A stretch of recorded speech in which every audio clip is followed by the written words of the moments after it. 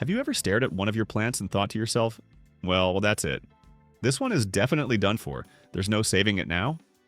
Maybe the leaves are hanging limp, the stems look lifeless, and the soil feels either bone dry or soaking wet like a swamp. But before you throw that plant away, stop for a moment. Because in today's video, I'm going to reveal 5 simple, reliable techniques that can revive almost any plant that appears to be dying. And here's the surprising part. You won't need expensive fertilizers, special products, or any hard-to-find supplies. All you truly need is the right method, some patience, and a gentle approach. So go ahead and grab that sad, neglected plant sitting quietly in a corner, because by the time you finish this video, you'll know exactly how to bring it back. And you'll understand why these techniques work so consistently. Let's start with the first method, which is often the most important of all. And because the truth is, most dying plants aren't actually dead. They're simply misunderstood. 1. The water reset. Teaching your plant how to breathe again. When a plant begins to fade, when the leaves droop, the stems soften, and the soil stays wet for far too long, the instinct most people have is to grab the watering can and pour in even more water. After all, if a plant is looking weak, it must be thirsty.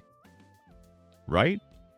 Unfortunately, this is one of the most damaging assumptions plant owners make. What many people don't realize is that overwatering is far more dangerous than underwatering. When you give a plant too much water, you're not just drowning it, you're cutting off its oxygen supply. Soil should contain tiny pockets of air that allow the roots to breathe. When those pockets fill with stagnant water, oxygen disappears and the roots suffocate. Imagine roots slowly dying in silence, turning mushy, dark, and foul-smelling. Once the roots rot, the rest of the plant quickly follows. That's why overwatering kills more houseplants than anything else. So how do you bring a suffocating plant back from the edge? You use what I call the water reset, a straightforward but incredibly effective process that allows the roots to breathe again and restores the plant's internal balance. Let me walk you through it. First, gently remove the plant from its pot. Do not yank or tug. If the soil feels compacted, loosen the edges with your fingers or a spoon and ease the plant out slowly. Once it's free, carefully shake off as much soil as you can so the entire root system becomes visible.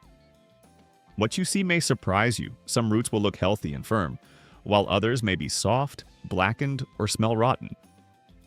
Healthy roots should be white, pale tan, or cream-colored. They should feel solid and flexible. Rotten roots, in contrast, are dark, slimy, and mushy. They may even slide apart when touched. Cut away every rotten piece, using clean, sterilized scissors. Don't worry about removing too much. Leaving dead roots behind will allow rot to spread again, like an infection. Next comes the most crucial part. The oxygen soak. Fill a bowl or bucket with room temperature water. Add 1 teaspoon of hydrogen peroxide per cup of water. This mixture safely oxygenates the roots, kills harmful bacteria, and encourages the plant to start producing fresh, healthy roots. Place the plant into this solution and let it sit for about 15 minutes. Long enough for the roots to absorb oxygen, but not long enough to drown them again. As the plant soaks, imagine it finally taking deep breaths after being smothered for days or even weeks.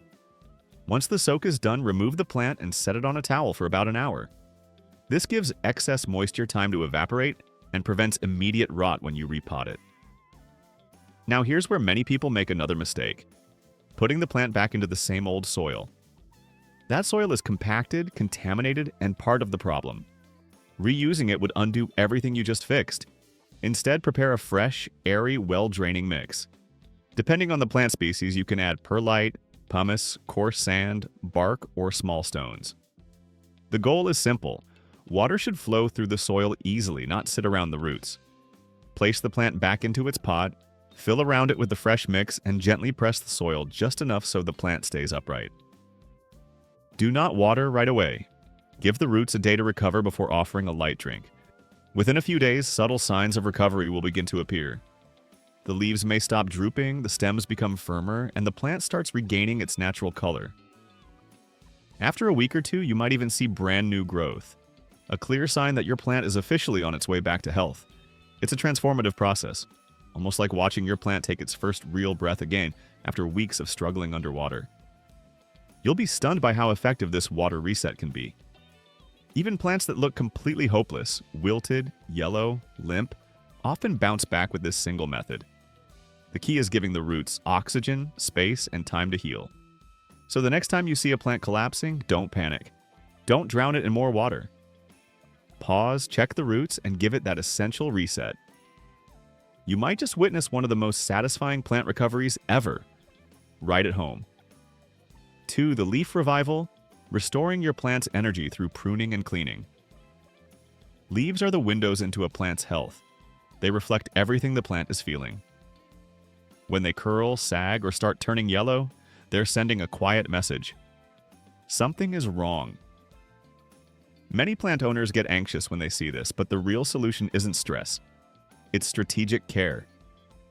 This stage has 2 main goals: remove what's draining the plant and revive what can still thrive. Start with pruning. Using clean, sharp scissors, examine the plant closely. Cut off any leaf that is brown, crispy, shriveled, or more than halfway damaged. These failing leaves take energy the plant desperately needs to survive. By removing them, you're allowing the plant to redirect its strength toward new, healthy growth. It's the botanical version of cutting away what no longer contributes to life, so the rest can flourish. Once dead or dying leaves are gone, the next step is cleaning the surviving ones. Over time, leaves accumulate dust, oils, and even microscopic pests. These block the pores on the leaf surface, weakening the plant's ability to absorb light and exchange gases. Mix some mild liquid soap or a few drops of neem oil into warm water. Dip a soft cloth or cotton pad into the solution and gently wipe each leaf on both sides. Avoid spraying the plant heavily. Direct misting can cause water spots, mold, or fungal problems. Wiping is safer and far more effective. As soon as you finish cleaning, you'll see an instant difference. The leaves look brighter, smoother, and significantly healthier. Once your plant is pruned and cleaned, you must help it recover under the right lighting conditions. Newly cleaned or freshly stressed plants should not be placed in harsh, direct sunlight. Instead, move the plant to a spot with bright but indirect light. This allows it to rebuild energy without shock or sunburn. This technique works beautifully for tropical species like peace lilies, monsteras, calatheas, and philodendrons. Give them a week or 2, and you'll almost always see new baby leaves unfurling, showing that the plant's energy system has come back online. To boost recovery further, increase humidity around the plant. Lightly mist the air nearby or place a shallow dish with water and pebbles under the pot. As the water evaporates, it creates a gentle, humid microenvironment, perfect for tropical plants. Soon you'll see the transformation. The leaves perk up, the green color deepens, and the plant starts looking vibrant again. When leaves are clean and healthy, the entire plant becomes more resilient, energized, and capable of new growth. It's a simple method: prune, clean, and support. Yet it can breathe life into even the weakest, most neglected plant. 3. The root revival, restoring life from the base up. When a plant begins to struggle, most people focus on the leaves or stems. But the true battle is happening hidden beneath the soil. By the time you notice yellowing, drooping, or browning foliage, the real issue almost always lies in the roots. Roots are the plant's foundation. They function as its digestive system, respiratory system, and circulatory system all at once. If the roots are compacted, weakened, or starting to rot, no amount of sunlight, fertilizer, or misting will revive the plant. That's why the root revival method is all about rebuilding health from the bottom up. Step 1. Examine the root system. Begin by gently removing the plant from its pot. Never yank or pull harshly. Instead, tap the sides of the container, loosen the soil with your fingers, or rinse lightly with lukewarm water if necessary. Healthy roots will appear pale, firm, and flexible, typically white, cream, or light tan. Damaged roots, however, turn brown or black, become mushy, or give off a sour smell. Use clean, disinfected scissors to remove every rotting area. Don't hesitate to cut more than you think. A plant will recover far more quickly with just a handful of healthy roots than with many diseased ones. Step 2. Detox soak. Fill a clean bowl with fresh water and mix in a teaspoon of activated charcoal. Let the roots rest in this solution for about 10 minutes. Activated charcoal pulls toxins, bacteria, and fungal spores out of the root tissue while gently adding oxygen back into the system. Think of it as a restorative spa bath that helps the roots breathe again.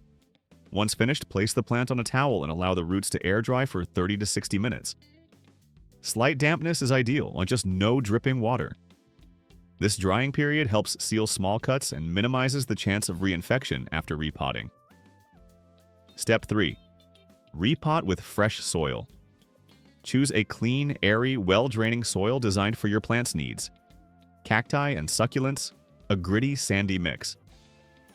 Tropical houseplants, a blend based on cocoa coir or peat with added perlite herbs and flowering plants, nutrient-rich loam. Here's a helpful insider technique. Sprinkle about a teaspoon of cinnamon, either at the bottom of the pot or directly onto the roots. Cinnamon is a natural antifungal agent that prevents rot and encourages stronger new root development, essentially acting like a plant-friendly immune boost. Place the plant in its pot, gently spread the roots, and fill in with fresh soil. Avoid packing the soil too tightly. Roots need airflow to recover and grow properly. Step 4. Smart watering. Hold off on watering for 24 hours. This gives the plant time to settle. After that, water slowly and thoroughly until liquid drains through the bottom. Never allow the pot to sit in standing water again. Stagnant moisture is the leading cause of recurring rot. Over the next 10 to 14 days, observe closely. You'll notice quiet but steady improvement. Firmer stems, leaves regaining structure, and eventually, fresh white roots forming. That's the moment you'll know the root system has returned to life. Because when the roots are restored, everything else follows. Leaves revive, growth accelerates, and the entire plant regains its strength from the ground upward. So next time your plant appears hopeless, don't give in. Go beneath the surface. Cleanse and protect the roots, trust the process, and let nature finish the healing. Even the most fragile-looking plant can spring back to full life with patience, care, and a root revival. 4. The nutrient. Boost, bringing the soil back to life. Sometimes a plant isn't dying, it's simply malnourished. And here's an important truth. Soil is not just dirt. It's a living ecosystem filled with microorganisms, beneficial fungi, helpful insects, and essential bacteria, all quietly working to nourish your plant. But over time, regular watering washes nutrients away. Commercial potting mix eventually becomes depleted and loses its vitality. And if you've relied heavily on synthetic fertilizer, you might have unintentionally made the situation worse. Because chemical salts accumulate in the soil, block root pores, and trap nutrients in forms the plant can't absorb. The roots are surrounded by soil, yet the plant remains hungry. That's why the nutrient boost method focuses on revitalizing the soil itself, much like improving gut health in a living organism. Start by gently loosening the top inch on 2 to 3 centimeters of soil. Don't dig deeply enough to disturb the roots. Just break apart the crusted layer so moisture and oxygen can reach deeper into the pot. This alone wakes up the dormant microbes that have been suffocating under hardened soil. Now it's time to nourish the soil, not just the plant. Mix this natural nutrient solution, 1 teaspoon seaweed extract or fish emulsion, rich in trace minerals and natural growth stimulators. 1 tablespoon compost or worm castings, an incredibly powerful natural fertilizer full of microorganisms, slow-release nutrients, and organic matter. 1 liter of warm water. Warm water helps distribute nutrients evenly and gently. Stir everything together and pour it slowly around the plant's base. Don't flood the pot. Allow the soil to absorb the mixture steadily so the nutrients move deep into the root zone. This blend feeds the living community in the soil. The microorganisms multiply, fungal networks repair themselves, and the entire underground environment becomes active and fertile again. If you don't have compost or worm castings, you still have great alternatives: banana peel water or rice water. Banana peels provide potassium and magnesium, perfect for flowering plants. Rice water contains amino acids and micronutrients that stimulate new root formation. Within just a few weeks, the results start to show. Leaves deepen in color, stems grow sturdier. New growth appears where the plant had stopped producing. Repeat this gentle feeding every 2 weeks for steady, continuous improvement. You'll be amazed as your soil transforms from dusty, lifeless material into rich, thriving earth again. Because healthy soil leads to a healthy plant. Always, without exception. 5. The environment reset. Rebuilding the ideal microclimate. Now that your plant's roots have been cleaned, the soil has been refreshed, and it has received the nutrients it needs. It's time for the final stage, rebuilding the environment around it. Because even the healthiest plant can fail if the conditions surrounding it are wrong. A thriving plant isn't only about what's inside the pot, it's also about the climate you create around it. Every plant evolved in a specific natural habitat, and when you recreate that habitat indoors, the plant begins to recover almost effortlessly. Start with light. Light is the fuel for photosynthesis, the life process that keeps every plant alive. But more light isn't the goal. Most houseplants, especially those with tropical origins, prefer bright, indirect light. That means placing them near a window where sunlight is plentiful, but not directly in the path of harsh, midday rays. Too much sun causes leaves to burn and dry out. Too little makes them stretch, fade, and weaken. Here's a simple check. Hold your hand above the plant. If the shadow is soft and blurry, the light is ideal. If the shadow is sharp and dark, move the plant slightly back. If your home lacks natural light, don't worry. Modern LED grow lights easily replicate daylight. Just 6 to 8 hours a day can completely transform a struggling plant. Next, humidity. Many favorite indoor plants, monsteras, calatheas, ferns, orchids, naturally come from humid climates. But our homes, especially with heating or air conditioning running, are often much too dry. These small adjustments help instantly. Keep a shallow bowl of water nearby so moisture evaporates into the air. Lightly mist your plant in the morning, never at night when moisture lingers too long. Group your plants together. They create their own humid bubble, just like a tiny indoor jungle. Then think about temperature. Plants thrive on consistency. Sudden chills from drafty windows or blasts of hot or cold air from vents can shock them. Try to keep the temperature between 18 degrees Celsius and 24 degrees, 65 degrees Celsius, 75 degrees. This range encourages recovery, stable growth, and strong foliage. If you've ever noticed that a plant suddenly looks happier after being moved, it's not random. You just placed it somewhere closer to its natural habitat. Gentler light, steadier moisture, and calmer airflow. Finally, there's the emotional side of plant care: observation. Plants communicate constantly through color, texture, and posture. Drooping might mean they're thirsty. Crispy edges can signal low humidity. Pale new leaves may mean nutrient issues. When you pay attention, you begin to understand their rhythm, becoming not just the caretaker, but a true partner in their growth. So take a moment to study your plant's environment. Adjust the light, boost the humidity, keep the temperature stable, and ensure gentle airflow. Do these things and your plant will respond with fresh, vibrant growth, bringing life, color, and warmth into your space. Because a healthy plant isn't only surviving, it's finally home.